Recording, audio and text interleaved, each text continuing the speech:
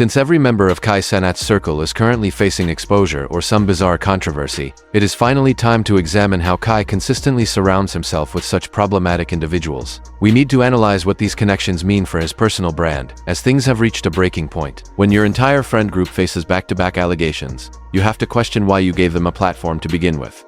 Also, on a side note, I've been thinking about how life can be both uniquely beautiful and incredibly grim. Regarding influencers and creators, whatever image they project publicly likely doesn't reflect who they truly are behind the scenes. Leave a comment for the algorithm. Let's start with Rakai. The issue here is that Kai played a direct role in his rise to fame, which isn't inherently bad unless your protege is constantly involved in weekly drama. Rakai is dramatic like many creators, but his age complicates the situation. He exists in an environment of enabling adults who dismiss accountability by pointing out he is only 17. It is frustrating because people use his age to shut down any real conversation about his behavior. He is a kid, sure, but how can he grow up properly without pushback for doing weird stuff? Most recently, Rakai set up a woman to steal some flowers. Have a beautiful day. You too. I gotta show you. Are you serious? Yeah. Oh, Yeah. thank you so much. God bless you. Did you already pay for them? Yeah, I did. Oh, thank you. All right, have a good day. God bless too. you. All right, bye-bye. To be honest, his excuse about an assistant returning to talk to the woman was terrible and likely a total lie. That is exactly the kind of behavior you expect from someone like Jack Doherty. I'm not saying they are identical, but their behavior exists on the same level, and a lack of consequences only encourages it. This leads back to the enabling adults, as Rakai's circle directly shapes his character. While he has a loud personality, he is surrounded by people like Ray, Tile, and Dez, who all have their own massive issues that I will get into shortly. But if a crash out is a round of a crash outs, what do you think is gonna? If an immature teenager is around a bunch of other crash outs who are older than him, what is he gonna be entitled or enforced to do? Crash out, Keep in right? mind, this was in response to Rakai going live and verbally attacking QT Cinderella just because she joked about the stealing incident. I can't put all the blame on Rakai though. He is a direct product of Kai Cenat. Kai has admitted that instead of holding Rakai accountable or giving him hard truths, he is more concerned with making sure the kid becomes the top streamer. I don't want to play this card, but it's partially my fault because there's no consequence with what he does. So like, I never take it there with his parents or his mom and shit. You feel me? Because I see the good in Rakai. I mean, I actually feel like Rakai will be the biggest. I think he's going to be the biggest in the world. That's why I always be leaning. It's crazy to hear the world's biggest streamer admit he values social media growth over correcting Rakai's behavior, especially since Kai acts as a guardian figure. I might be overthinking it, but it feels like the kid's mother is never around. Since getting Kai's endorsement, Rakai has nearly crashed a car.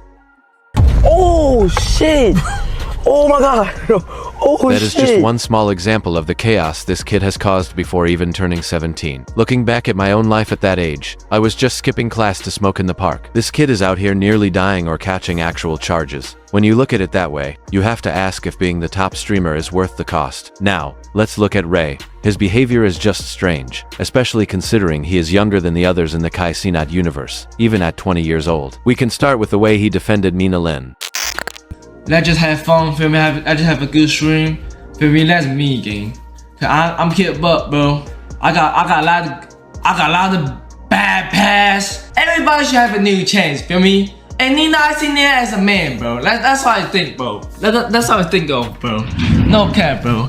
If somebody I already made a dedicated video on that situation, so I won't repeat every detail here. But that happened right at the peak of her scandal. For Ray to take such a bizarre stance defending someone involved in SA is very unsettling. Like Rakai, Ray owes his mainstream success largely to Kai's massive help. It reflects poorly on Kai when the people he promotes are constantly embroiled in scandals ranging from reckless stunts to predatory behavior. What makes the Ray situation even worse is that he was allegedly still hanging out with the disgraced cameraman Chris. Yo, mud! A lot, gang. You good, buddy? Yeah, buddy. Yeah, gang. Bye, bro. My boy Chris. She basically she showed me every single thing. I asked her to confirm the iMessage, to confirm the number. It's confirmed. I don't know how people are not just seeing something or like an age or something and just saying and just stopping. It was just some messages that it's some messages that looks fucking crazy, bro. Shit fucked me up, cause like, nigga, what the fuck are you doing? Like, what are you doing? I already made a dedicated video on that situation, so I won't repeat every detail here. But that happened right at the peak of her scandal. For Ray to take such a bizarre stance defending someone involved in SA is very unsettling. Like Rakai, Ray owes his mainstream success largely to Kai's massive help. It reflects poorly on Kai when the people he promotes are constantly embroiled in scandals ranging from reckless stunts to predatory behavior. What makes the Ray situation even worse is that he was allegedly still hanging out with the disgraced cameraman Chris. Watch this. Watch this. Watch this. Call that one. 30. Fuck. Look. Yo, come on, get out.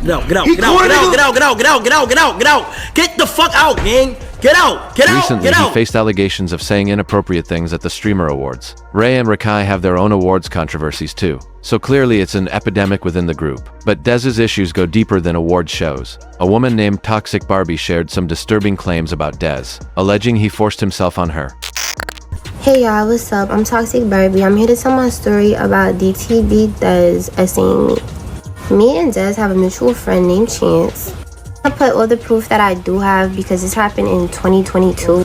Then this is the weapon comes into play. I see that he has a weapon. We're just chilling watching TV and I swear to God, he literally just got on top of me. And I was just generally so confused. The thing is like really this big and I didn't feel nothing but a pressure of a 200-pound man on top of me. He did not ask for my consent. She also claimed he is a deadbeat father. Most of this happened recently, and while I'm unsure of the timing on the original Barbie claims, she brought them back up this year. All of this eventually lands on Kai's doorstep, because Kai is the only reason Dez has any mainstream relevance. If all your associates are facing back-to-back career-ending allegations, people are going to start looking at you suspiciously. Finally, let's talk about Ty. His situation is wild. I waited for his response, but it was just a single Instagram story where he denied everything.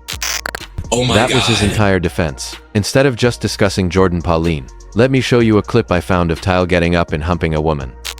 Relax. Wait, hold on. Wait, what the Whoa, this your man? Wait. He did it so suddenly, with no indication she wanted it, yet everyone in the room just ignored the weird behavior. She even asked if he was his man, likely referring to Kai. I respect her for speaking up in such a difficult spot. Ray even makes an If you wonder why I don't like these streamers, this is why. The weirdness goes back even further to his pre-streaming days, where he did strange IG lives and faced claims of exploiting young girls. I can't confirm those specific claims. When Tyleo unconsensually humps a girl on stream. Young 11 Ray. Yo, Ray. Nah, so basically, bro, like they know what's going on. They just don't. There give is a fuck, obviously bro. a lot more to her story, but this video is already getting long. It is shocking to hear her mention blackmail. We can't just dismiss something that serious. Figures like Diddy and Epstein were predators who used blackmail systems. I'm not saying Tyle or AMP are 100% guilty. We don't have the full story and I'm avoiding a lawsuit. But these patterns have existed with powerful men before. Dismissing this as clout chasing is dangerous for victims and helps predators get away with it. I can't understand why people give the benefit of the doubt to the powerful man over a woman who needs immense courage to speak up against the clout chaser label. That logic is just stupid. I'm not saying to believe it blindly, which is why I waited to post. I was sexually assaulted at a party, a streamer award party. And not only that, it's by somebody that you guys fucking love. And I'm tired, bro. I already said it, guys. I already said it. Like, we've already talked about this already. We already talked about who it is. Whoever caught it, but I'm not gonna say it because I still have to make sure my integrity and whatever the fuck else is secure. And then I will say the name of who it was fully. I already showed y'all the call log, chat. Y'all already know. If you already know who, y'all can say it in the chat, but I'm not going to say it out my mouth because niggas is trying to blackmail me and shit already. Like, I don't have time for it. Like, that's why I said I'm done. That statement hits hard because people talk about watching for red flags, but then push victims over the edge. Jordan also allegedly shared screenshots from other women before deleting them.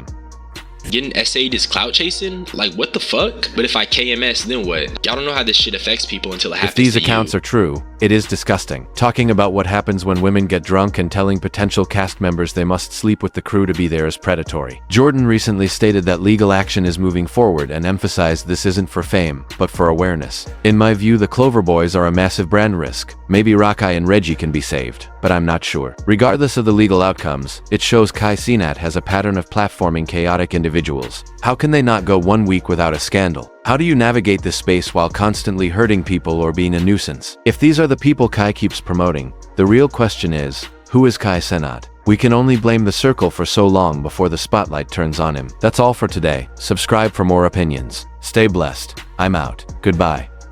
Where?